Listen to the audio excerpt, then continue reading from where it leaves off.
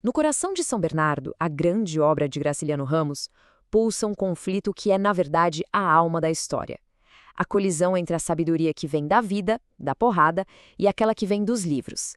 É sobre esse choque de mundos que a gente vai mergulhar hoje. O livro inteiro gira em torno dessa pergunta. De um lado, temos a força bruta da experiência de Paulo Honório. Do outro, o idealismo intelectual da Madalena. E é essa tensão, esse cabo de guerra entre os dois, que move cada página da história. Então, o cenário está montado. De um lado, Paulo Honório e o que ele chama de livro do mundo, um conhecimento forjado na luta, na marra. E do outro, Madalena, com a força do intelecto, a sabedoria que vem da cultura e da empatia. São dois universos prestes a colidir e feio. Para entender o dono da fazenda São Bernardo, o Paulo Honório, é preciso primeiro entender o chão que ele pisa. A sabedoria dele não vem de sala de aula, não. Ela brota da terra, da dureza da vida que ele sempre levou. E para ele, não tem nem discussão. O valor de um conhecimento está na sua utilidade imediata. Teoria, filosofia, literatura, para ele, tudo isso é perfumaria. O que importa mesmo é o que se aprende fazendo, lutando e, muitas vezes, de um jeito bem brutal. Essa citação, ela é forte, né? Mas ela resume perfeitamente a visão de mundo dele. É um ceticismo profundo, quase um desprezo pelo conhecimento acadêmico. Para o Paulo, a verdadeira compreensão só vem do contato direto, visceral, com a realidade, por mais crua que ela seja. E a própria vida dele explica essa filosofia. Ele aprendeu ali na cadeia, e isso foi uma ferramenta para sobreviver. Então, para ele, tá bom demais. A escola que ele pensa em construir não é por acreditar na educação, mas sim para ganhar prestígio, capital político. No fim das contas, conhecimento que não serve para ganhar poder ou terra, é só bagaço. E agora entra em cena a força totalmente oposta.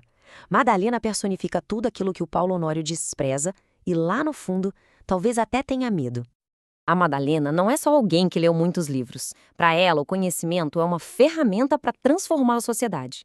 Ela acredita que a educação pode melhorar o mundo, aliviar o sofrimento, trazer um pouco de justiça, uma ideia que é completamente alienígena para o pragmatismo do Paulo.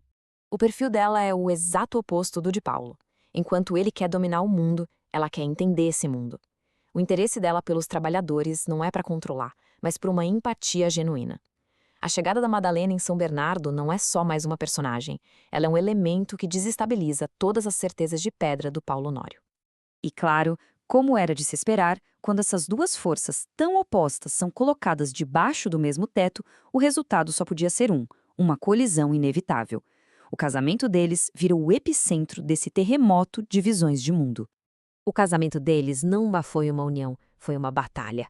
Cada conversa, cada gesto, cada discordância sobre a fazenda ou sobre os empregados era um round da luta fundamental entre a experiência bruta e o idealismo dos livros. E essa expressão, que o Paulo usa o tempo todo, ela diz tudo. Na boca dele, mulher intelectual não é um elogio, de jeito nenhum. É quase uma acusação, um xingamento disfarçado. Isso revela o ressentimento dele, a incapacidade de ver qualquer valor no tipo de sabedoria que ela representa. A inteligência dela, para ele, é uma afronta. É aqui que a tragédia começa a tomar forma. As melhores qualidades da Madalena, a compaixão, a inteligência, o desejo de justiça, são todas distorcidas pela paranoia do Paulo. Ele não consegue entender essas qualidades e, por não entender, ele as vê como ameaças diretas ao seu poder. Essa confissão do próprio Paulo chega a dar um arrepio. Ela mostra a profundidade da paranoia dele. Ele vive num estado de alerta o tempo todo, em que até a fala mais simples da Madalena é vista como uma armadilha, um ataque cifrado. A comunicação entre eles se torna impossível. Com um abismo desse separando um dos dois, o caminho só poderia levar a um lugar, a tragédia. Mas é justamente nesse ponto, o mais sombrio de todos, que algo completamente inesperado acontece com o Paulo Honório. A verdade é que não tinha espaço para os dois mundos em São Bernardo. A visão do Paulo, baseada em posse e em controle, não podia conviver com a da Madalena, que era baseada em empatia e compreensão. A coexistência era simplesmente impossível. E o resultado? Bom, era inevitável. É só com a ausência dela, com o silêncio que fica, que o castelo de certezas do Paulo desmorona. A morte de Madalena o deixa completamente sozinho com seus demônios e o força a começar a jornada mais difícil da vida dele, a de olhar para dentro. E aí, a ficha cai. Ele finalmente entende. Ele percebe a própria brutalidade, o egoísmo que sempre o guiou. Mas essa consciência chega tarde demais. Ele se enxerga como realmente é, mas sente que é tarde para mudar. É uma lucidez que dói, uma redenção que não traz paz nenhuma. E aqui está a confissão final. As qualidades tão ruins que ele finalmente admite para si mesmo. A jornada de autoconhecimento o leva a essa verdade nua e crua. Uma verdade que ele só consegue enxergar depois de ter perdido absolutamente tudo. E aqui a gente chega na maior ironia da história toda.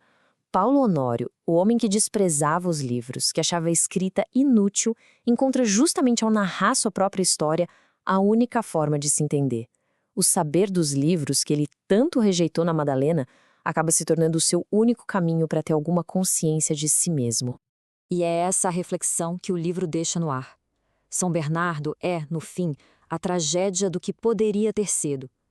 A grande questão do romance não é sobre quem estava certo ou errado, mas sobre o imenso potencial que foi perdido. O que poderia ter nascido se a força da terra e o poder das ideias tivessem, de alguma forma, conseguido caminhar juntos.